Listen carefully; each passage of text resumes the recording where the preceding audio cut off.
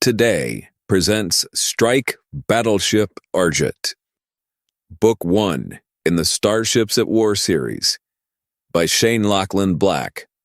Copyright 2016. Hey, science fiction and fantasy fans, Shane Lachlan Black here, reminding you that all of my serialized fiction and all of my serialized audiobooks are available on my site, brought to you ad-free by the Action Faction. We're also supporting literacy. Every time we hit a milestone, we send another book to a school. Plus, you can get your own call sign and get producer credit in videos just like this one when you sponsor us.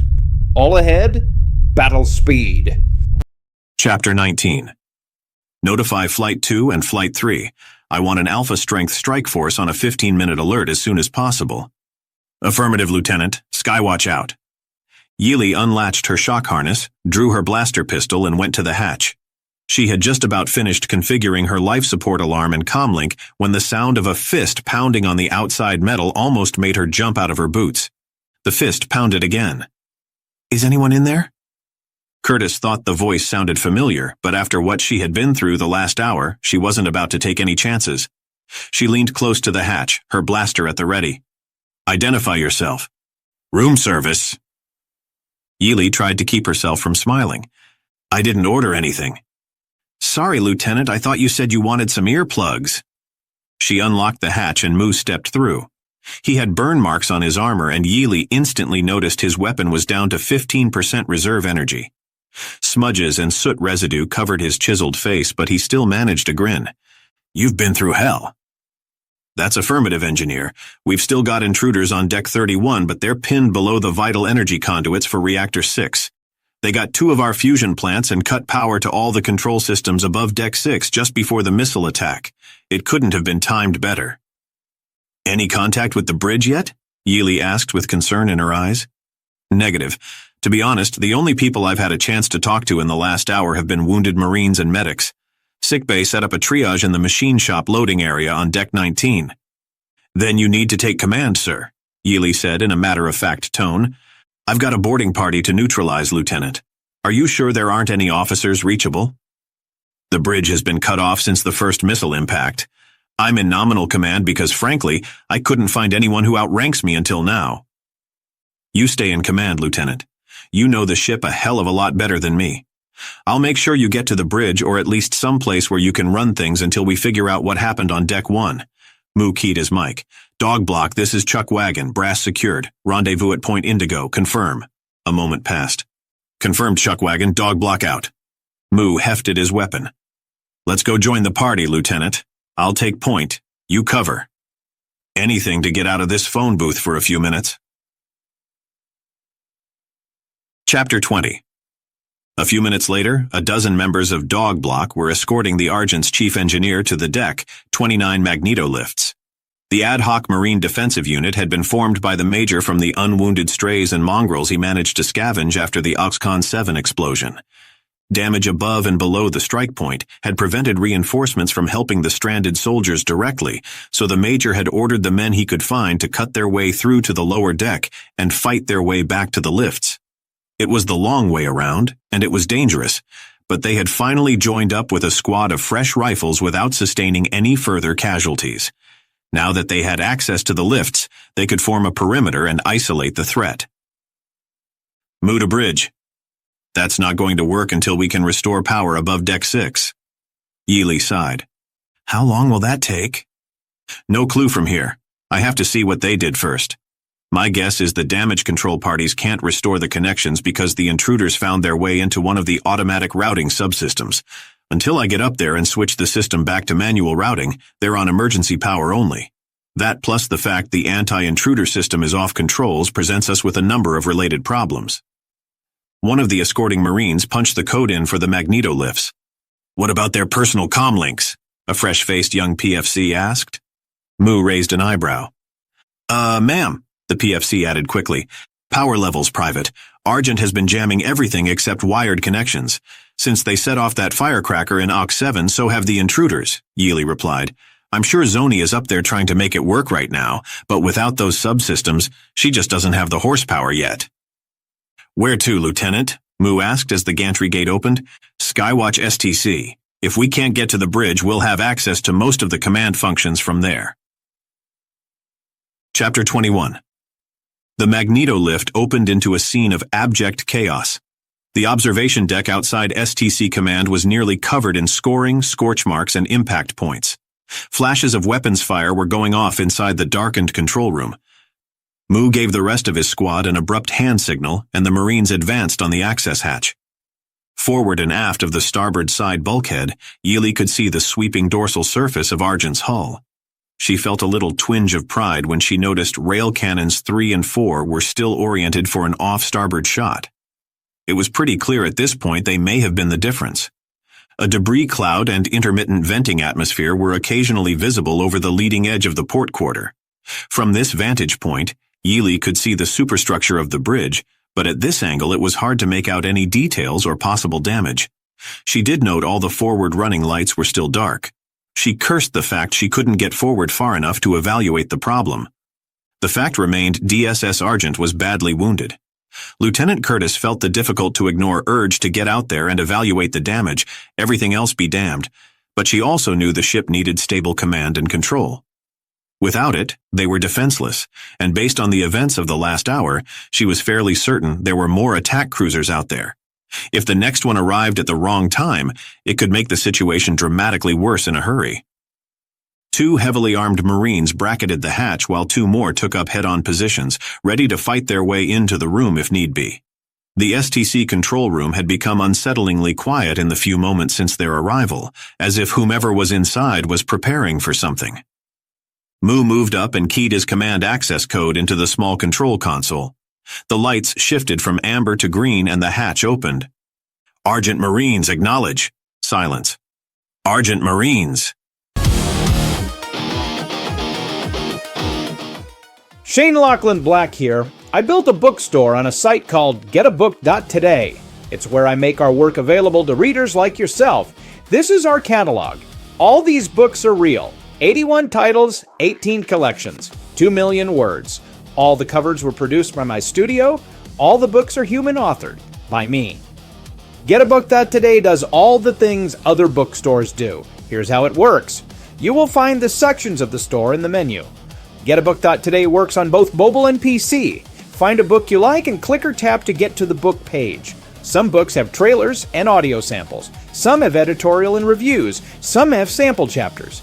Click or tap to enjoy the sample and use the button to return to the bookstore. When you've found a book you like, click or tap the Secure Buy button to go to our payment processor.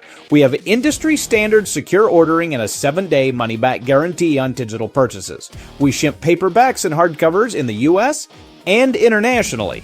You complete your purchase by clicking or tapping the Pay button. The store will process your order, and you'll get an email that looks like this. If it's a digital purchase, click or tap the Download button, and the book is yours. Ebooks arrive in EPUB format. Audiobooks are in MP3s. Collections arrive in zip archives. There is no DRM, no logins, no format hassles, and your books won't disappear someday. You can install them on all your devices, phones, tablets, e-readers, PCs, or televisions. Our books are compatible with all devices. Our print titles are premium quality, and each one is signed by me.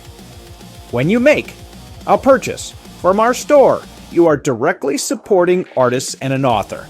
This is how we fund new stories, and the values our characters stand for: honor, friendship, courage, and teamwork. The best way you can show your support is to buy our books and our official merchandise from getabook.today, the home of Lady Star, the Iron Jammers, the Starships Universe, and Kings and Conquest. All ahead, battle speed.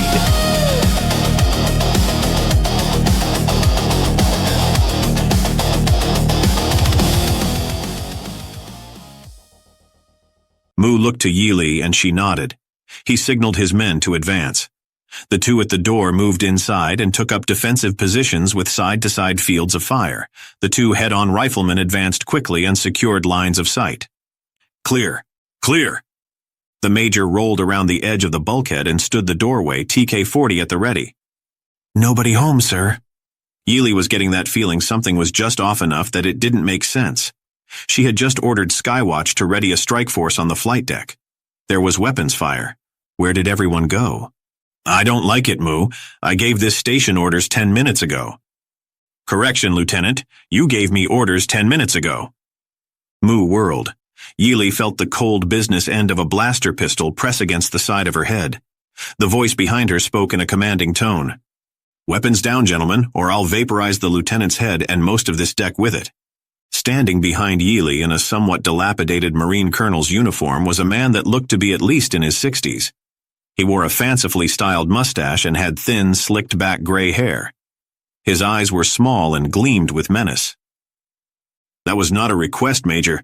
This entire facility is wired. If I don't activate the dead man switch in my coat pocket in 20 seconds, you'll have a front row seat to the biggest explosion since the Gitairn primary went nova. The Major looked like he was weighing his options right up to the point when the Colonel announced there were explosives wired into the STC control facility. Stand down, Marines, Moo said coldly. His arms relaxed and he let his weapon drop. After placing it on the floor, he rose back to his full height and glared at the Colonel. The rest of his men reluctantly followed his lead. You too, Lieutenant. Yeely carefully placed her blaster on the deck, making sure it was within reach in case things got dicey. What's this all about, Colonel? Moo challenged, putting a particular sarcastic emphasis on their opponent's supposed rank. This is about a young crew that doesn't seem to want to listen. I warned you to stay away. I told you this sector was a trap, but you wanted to do things your own way. Now you're tangled up in this and you're going to have to pay your own freight to get out of it. The man pulled an electronic detonator out of his pocket and clicked the dead man switch. That buys us another 60 seconds. Colonel, if you'll kindly lower your weapon, I will promise you no tricks. Very well, Lieutenant, the Colonel replied calmly. No tricks. He relaxed, pistol in one hand, detonator in the other. Yeely backed away a few steps and stood near the Major. What do you mean, tangled up in this? What are we tangled in? What you're experiencing here, Lieutenant, is what happens when two opposing groups are in charge of the same military operation. The Dunkirk wasn't sent here to show the flag. Admiral Hughes was out here to make pretended peace overtures. His real orders were to mine the reach side of Gitairn Sectors 8 and 10 and try to lure the enemy's strength into it. A sneak attack? Moo exclaimed. Why start a war against a superior force? Because they won't be superior anymore if the minefield goes off, boy, the Colonel shouted. Everything was going according to plan until some hand-wringing, apron-wearing busybody at Skywatch Command took Hughes' cover orders seriously and declared him overdue. Then you geniuses show up with your big shiny battleship ready to make a name for yourselves.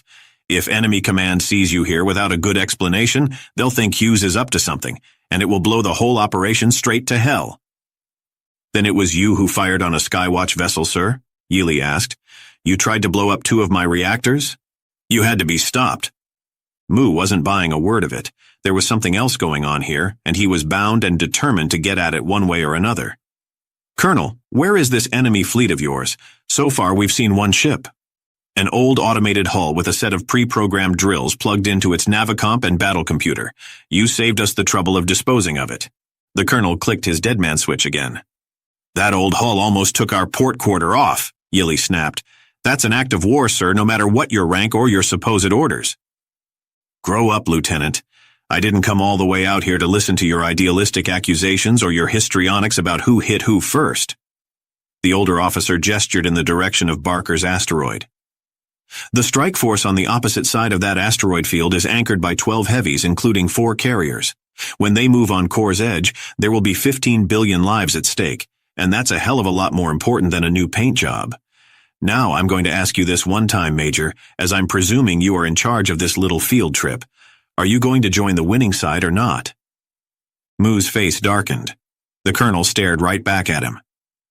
If not, I'll just drop this switch down the lift shaft and let 8 tons of explosives solve your problem for you. Chapter 22. What's it going to be, Major? The edge in the as-yet unidentified intruder's voice was unmistakable. Even Yeely could tell the man was in a rush for some reason. His face looked drawn and his fingers were white around the grip of his blaster pistol. I can't speak for the entire ship, Colonel. I'm not in command. Well then, who is? At that moment, a faint greenish glow appeared all across the colonel's body. It flickered and shifted back and forth a few times before focusing bright and sharp. It was a targeting matrix. The intruder looked down at his shoes and pants. What the? By now he was covered in a pattern of 2-inch square glowing green targeting lines. From somewhere nearby, Yili and Mu felt and heard sympathetic vibrations in the floor and walls. The nearby observation window darkened. That's a drive field, Yili muttered. A moment later, the unmistakable sleek lines of a 2-gen Yellow Jacket fighter rose into view outside the Skywatch Access Bay observation port. It was roughly the size of 3 racing boats parked side by side, and the sharp leading edges of its weapons emplacements made it look like an angry metal bird of prey.